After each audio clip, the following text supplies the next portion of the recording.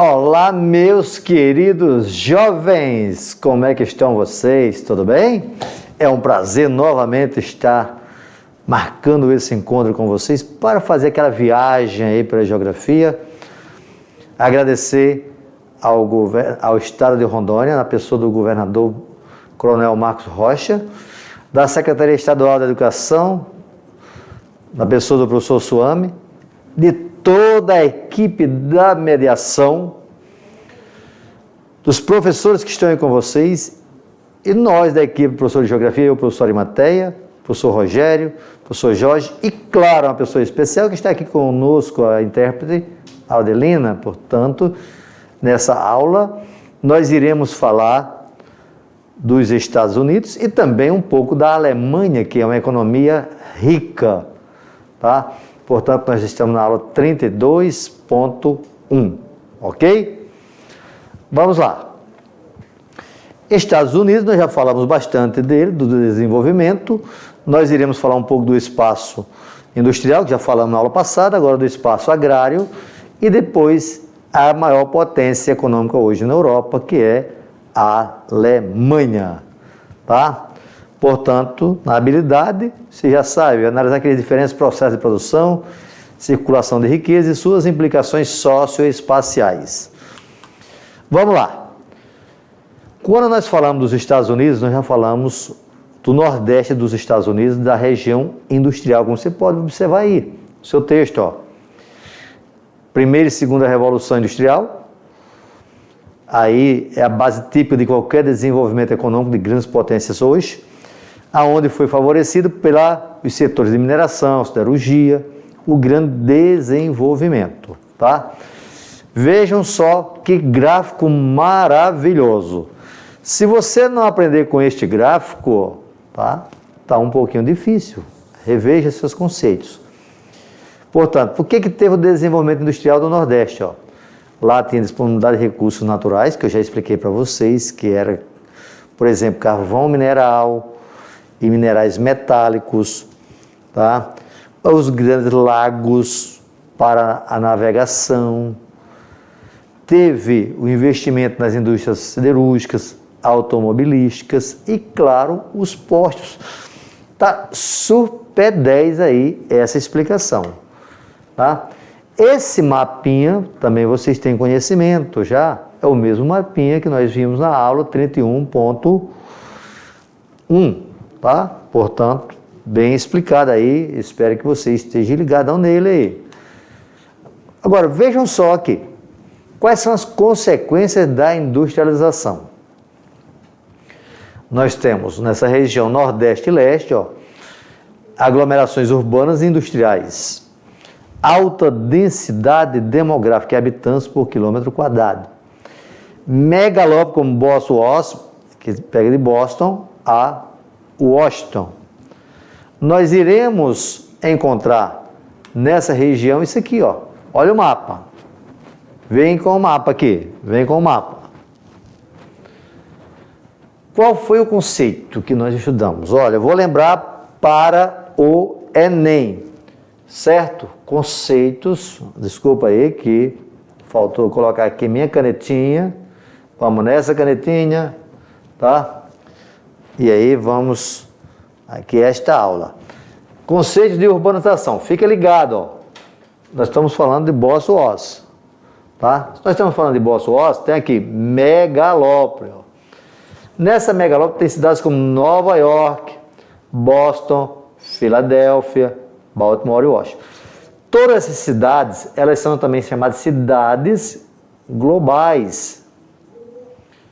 Cidades globais, porque ela tem influência na economia mundo e principalmente Nova York, tá? Elas são também mega cidades, como Nova York. São poucas, tá? Mas são cidades que têm no mínimo 10 milhões de habitantes. Tem aqui uma outra, ó, megalópole, Chicago, Pittsburgh e Detroit. Tem aqui, ó, megalópole, ó, Chips, inclui a cidade de Chicago, ó, certo? Ó, Cleveland, Detroit e Pittsburgh, tá? Portanto, cidades globais megalópole, cadê a palavra aqui linda, maravilhosa, tem duas vezes, ó. Megalópole, junção de duas ou mais metrópoles, podendo serem conurbadas ou não, tá? Agora, megacidade tem que ter no mínimo 10 milhões de habitantes. Portanto, fica ligado para o Enem, ó. Cidades globais predominam nos países ricos. Megacidade predomina nos países pobres. São Paulo é uma cidade global. São Paulo é uma megacidade porque tem mais de 10 milhões de habitantes. Mas na Europa, por exemplo, só de cidade global só tem Paris, mas nenhuma, ok?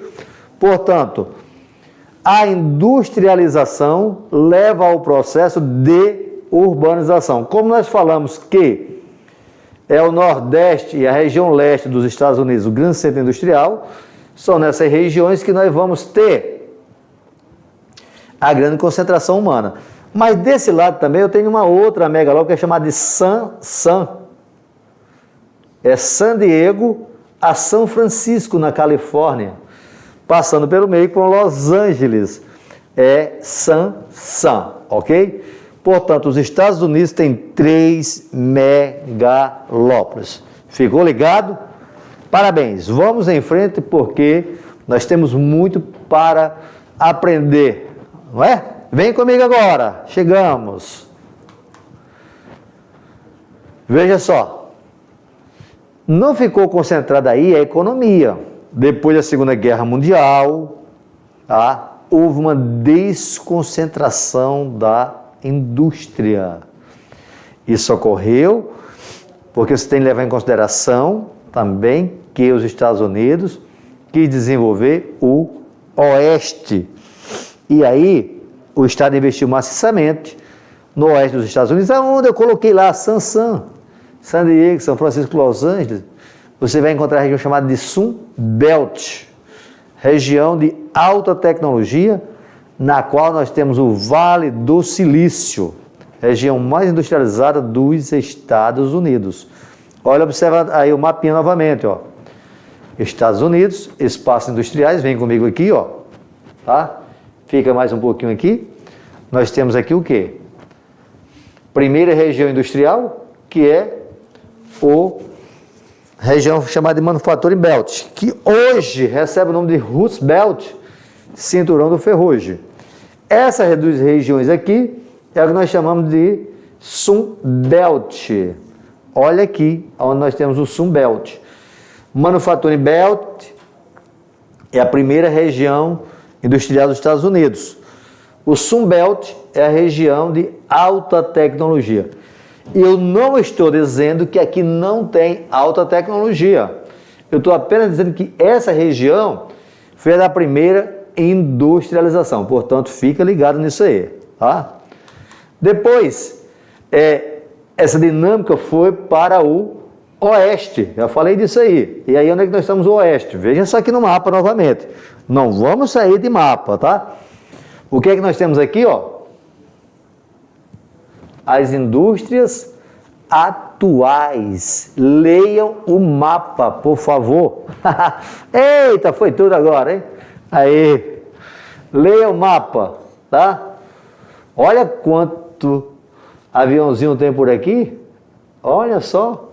Aí o que eu vou fazer com o aviãozinho, ó? Indústria da aeronáutica. É só ler, meu filho. Tá lendo aí? Ótimo, parabéns. Olha aqui onde tem um Nzinho aqui, ó. Portanto, norte, ó, sul, leste, com R, Matecinha, estou falando em inglês, tá?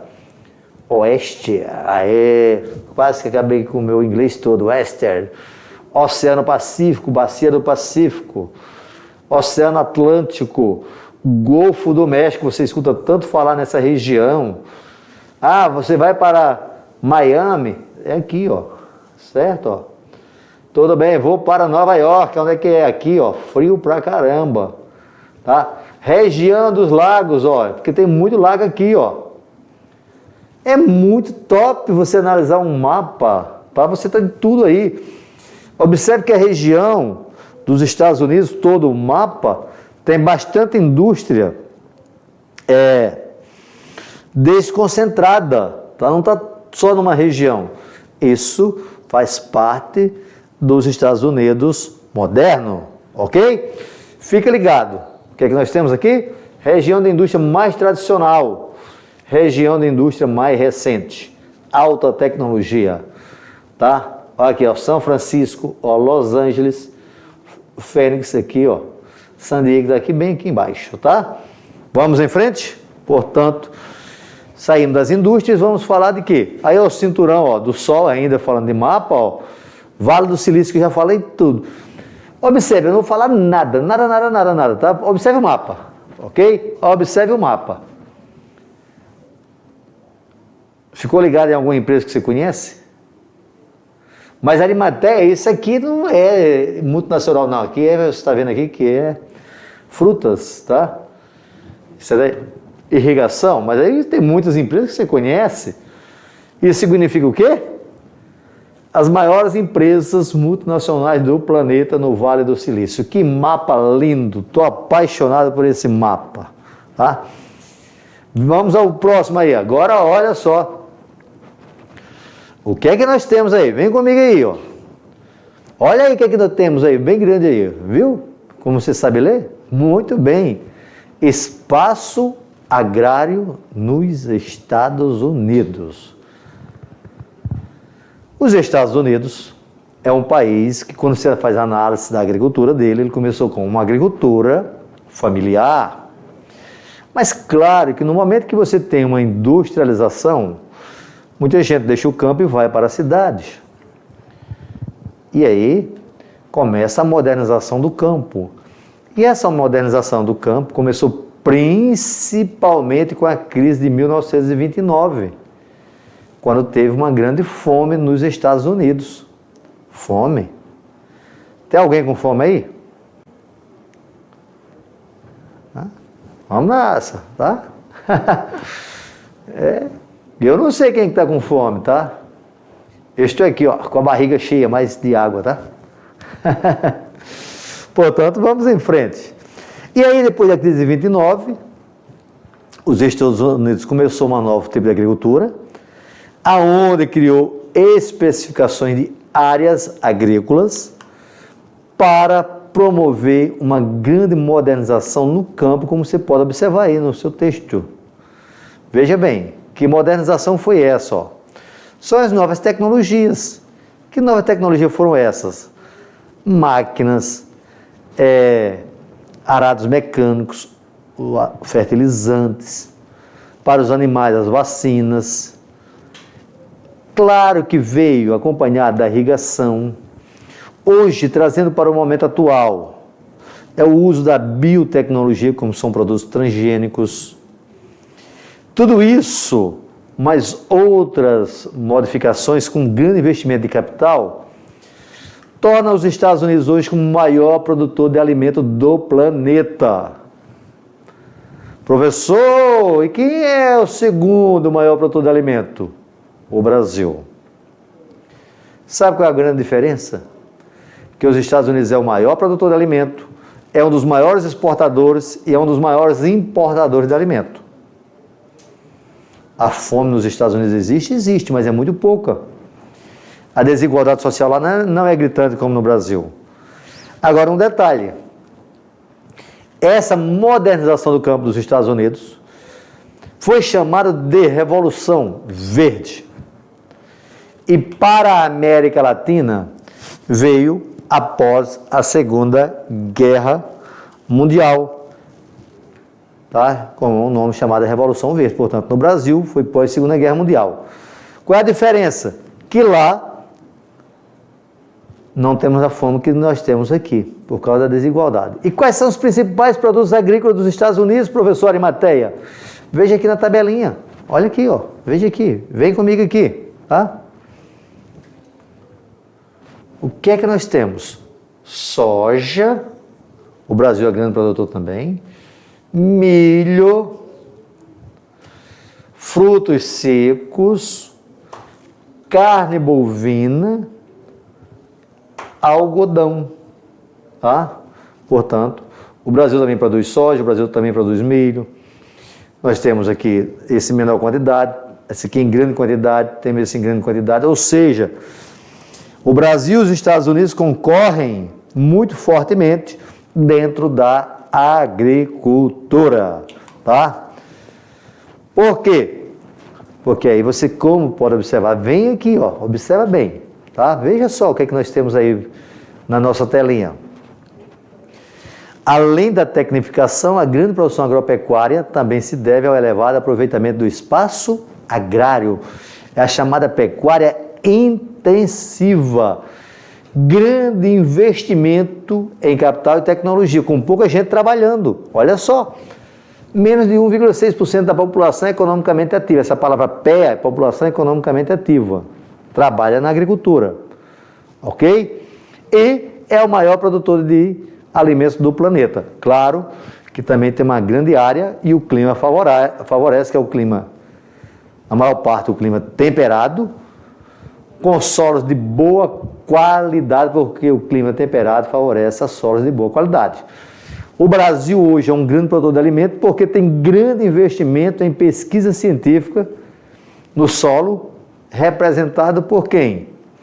Por uma empresa brasileira chamada de Embrapa, tá? E, a partir dos Estados Unidos, muitas empresas passaram a dominar o campo. Só que essa agricultura moderna, como vocês podem observarem, aí nós temos o quê? Observa bem aqui o que é que nós temos aqui por à frente na telinha. Concentração fundiária, o Brasil tem. Diminuição da população rural do país, também ocorreu no Brasil. Só que no Brasil não teve belts. Lá tem essa questão dos belts, que são os cinturões especializados na produção agrícola, como você pode observar no mapinha, tá? Cinturões agrícolas, tá? Esses cinturões agrícolas, só para você dar uma observada, isso o Enem não vai cobrar com você, tá bom? Agora, nós vamos falar de uma outra potência econômica, que é a Alemanha, certo? E quando nós falamos da Alemanha, nós temos de pensar na Alemanha, que ela é uma das bases da primeira Revolução Industrial, que essa Alemanha teve tanto participando da Primeira quanto da Segunda Guerra Mundial, que a Primeira e a Segunda Guerra Mundial provocaram grandes destruições no seu lugar, na sua produção. E isso fez também com que, pós-Segunda Guerra Mundial, ela fosse dividida. O que foi, professor Arimateia? Eu pensei agora naquelas aulas de histórias com o professor Beto e o professor? Quem é o outro professor? Eu não sei o nome, vocês sabem? Ah, é aquele que fala muito forte, Príncipe da Beira, né, professor Arimateia? É. E como é que é o nome dele? Eu não sei o nome dele. Pronto. Vocês lembram o nome dele? Vamos ver. Quem foi seu professor de história? Ah, eu não sei. Eu esqueci o nome dele. Tá, mas aquele cara que gosta do Forte Príncipe da Beira deve marcar a sua vida. Ele é apaixonado pelo Forte Príncipe da Beira. Portanto, nós estamos falando de dois grandes mestres da história, que com certeza falaram muito bem da Primeira e da Segunda Guerra Mundial. Tá? Quem sou eu, um simples professor de geografia, para falar de história na Segunda e na Primeira Guerra Mundial? Mas da geopolítica, aí nós estamos juntos. Por quê?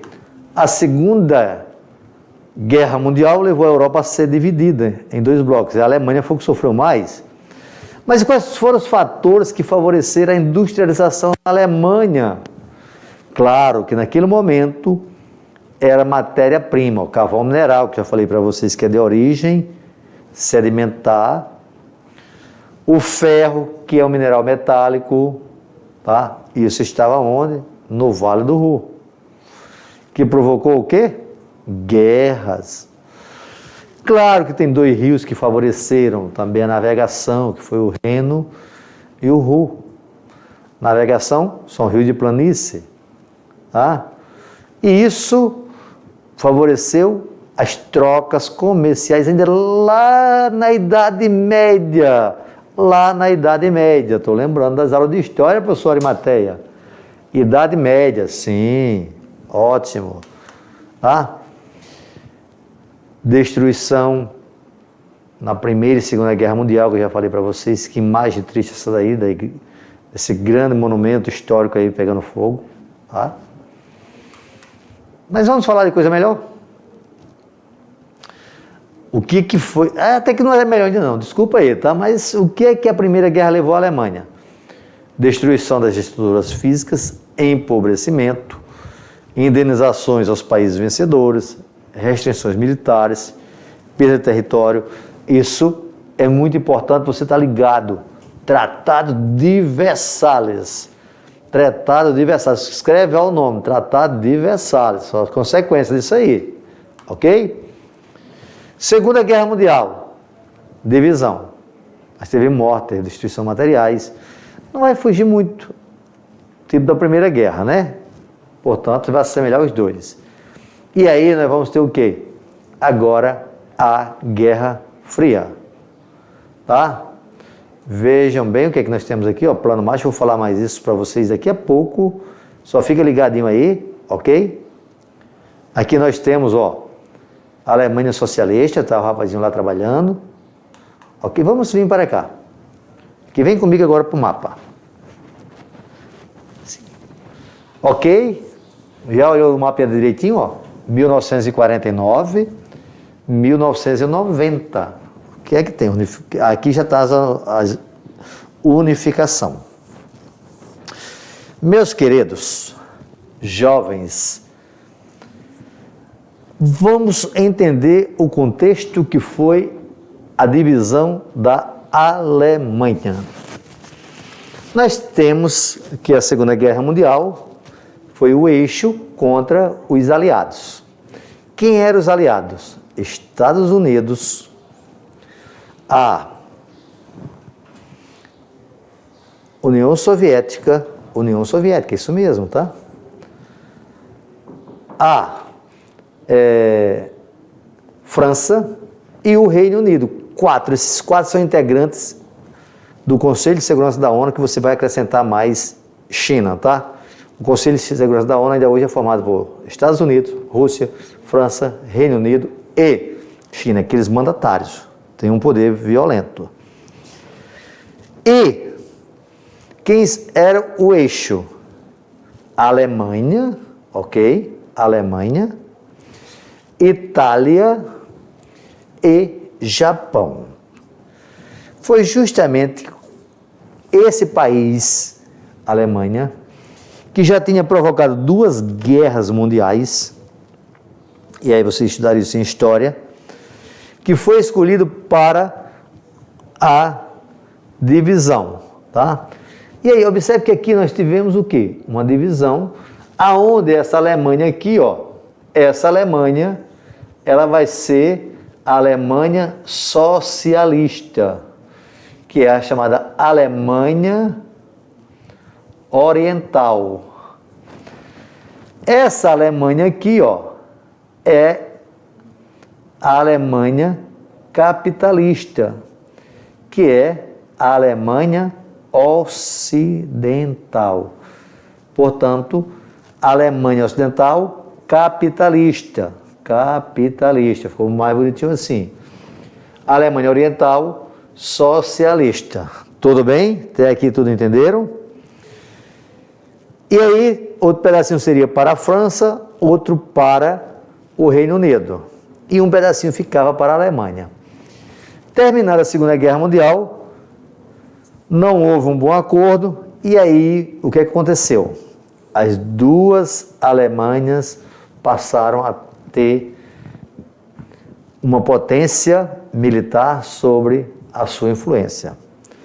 Você deve lembrar que na Alemanha Ocidental surgiram grandes pesquisadores, grandes cientistas, portanto a Alemanha teve um grande desenvolvimento por causa do grande investimento que ela teve em ciência e tecnologia. Tá? Com esse grande investimento em ciência e tecnologia, a Alemanha Ocidental ficou com parte da União Soviética, a Alemanha Ocidental com os Estados Unidos. Certo? E a Europa ficou dividida entre capitalismo e socialismo. No meio aqui foi dividido com o Muro de Berlim. Tem vários filmes demonstrando isso aqui, tá? Muro de Berlim, certo? Que esse muro separava principalmente a cidade de Berlim, mas o Muro de Berlim também foi chamado de quê? Tem uma metáfora para isso aqui, tá? Que metáfora foi essa?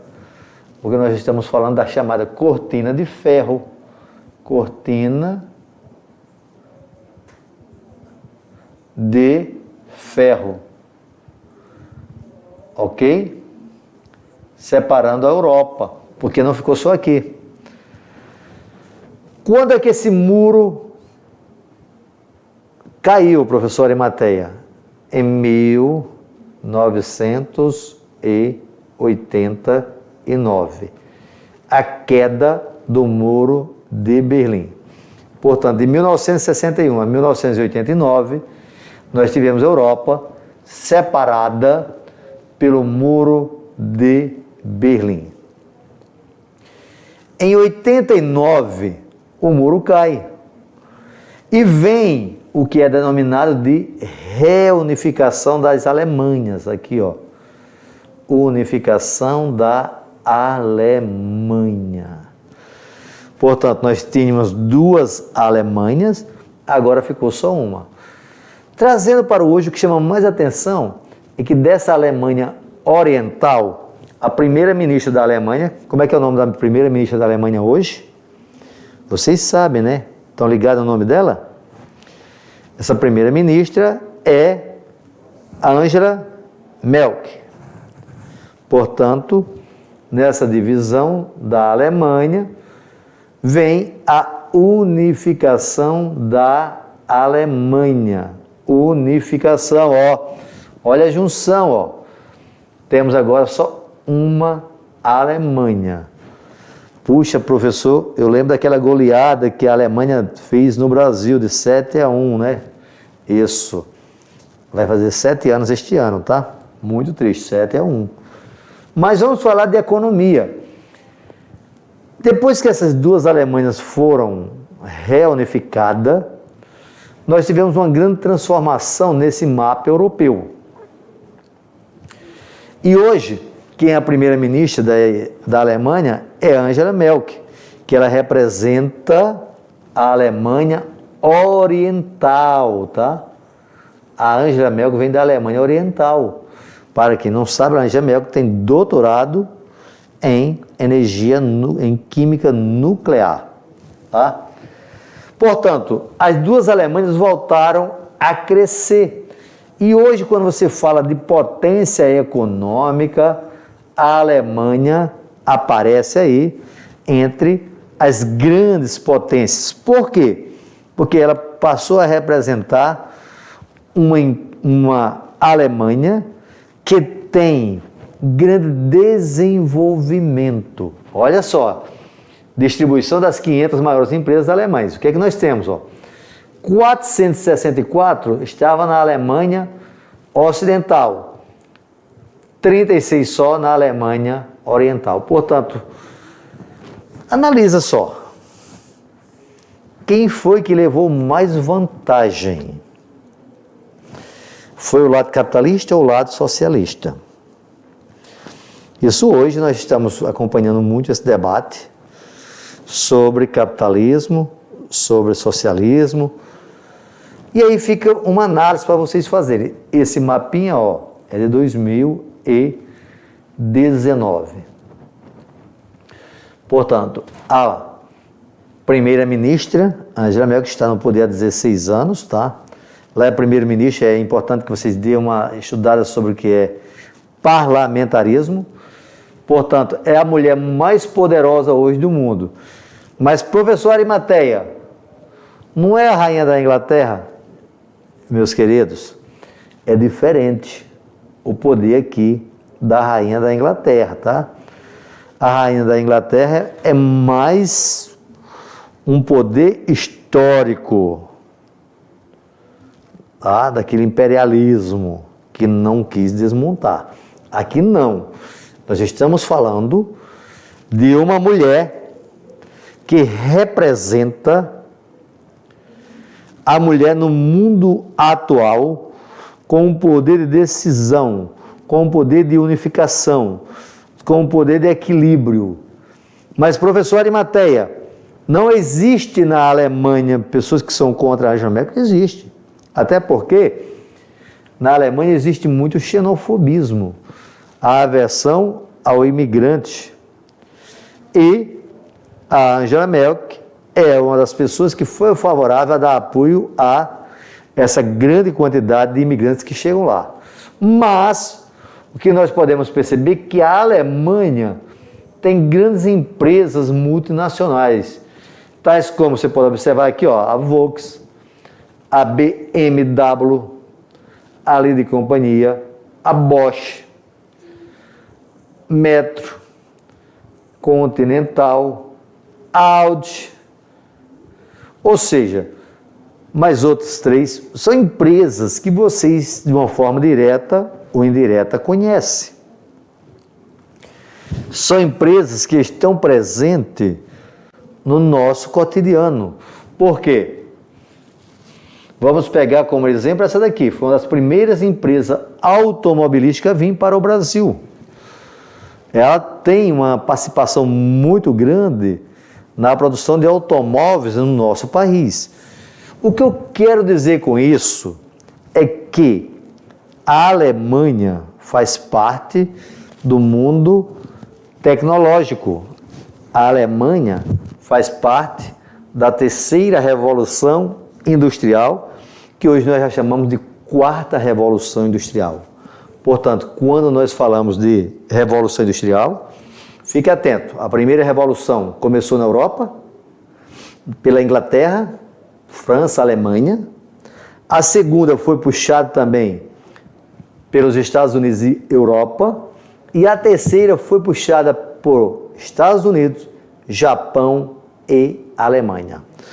Um dos fatores que justifica isso é que a Alemanha não investiu em... Quer dizer, não é que ela não investiu, tá? Ela foi proibida, junto com o Japão, de investir em tecnologia bélica, naquele momento, após a Segunda Guerra Mundial. E ela passou a investir em quê? Ela passou a investir principalmente em pesquisa científica, em tecnologia de ponta. Portanto, quando nós analisamos a Alemanha, temos de levar em consideração de que a Alemanha é um país no qual domina a terceira revolução industrial e a quarta revolução industrial. Ou seja, domina o que o Milton Santos chamava de revolução técnico-científico-informacional. A Alemanha, ela se desponta dentro da União Europeia. Interessante é que a União Europeia teve origem com a comunidade europeia do carvão e do aço, mais Benelux, Bélgica, Holanda, que é o NE, e Luxemburgo, formando isso aqui em 1957, o mercado comum europeu. Hoje, atual União Europeia. Mas o que chama a atenção é aqui que foi formado por Alemanha, claro que eu estou me referindo à Alemanha Ocidental, mais França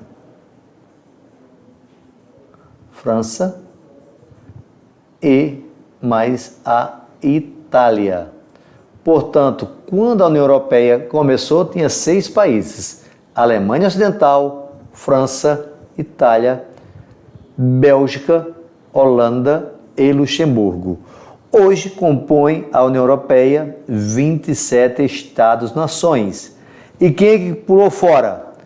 O Reino Unido, não faz mais parte da União Europeia, é o Brexit, tá? Portanto, quem é a maior potência econômica dentro da União Europeia é justamente este país, a Alemanha, tá? Portanto, é muito importante você entender que a Alemanha, hoje, ela é um país que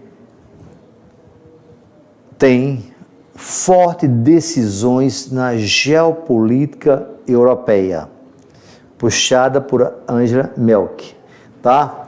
É um país que tem apoiado, tá, a chegada de imigrantes. Tem na Alemanha xenofobismo? Tem, sim, tem.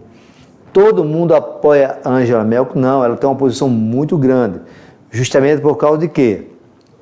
Que a chegada de novos imigrantes traz junto uma diminuição na qualidade de vida se esses imigrantes não tiverem uma boa formação. E já ocorreram alguns atentados terroristas também na Alemanha. Portanto, é sempre importante você ficar ligado nesses fatores, ok? Principalmente porque na Alemanha, quando nós falamos em ocidental e oriental, vejam bem, nós estamos falando sempre em mapa, olha aqui, ó. Olha a Alemanha aqui, oriental. Na Alemanha oriental, nós temos, em 2015, a renda de um funcionário médio na Alemanha foi de, 33.469 euros. Isso em 2015, tá?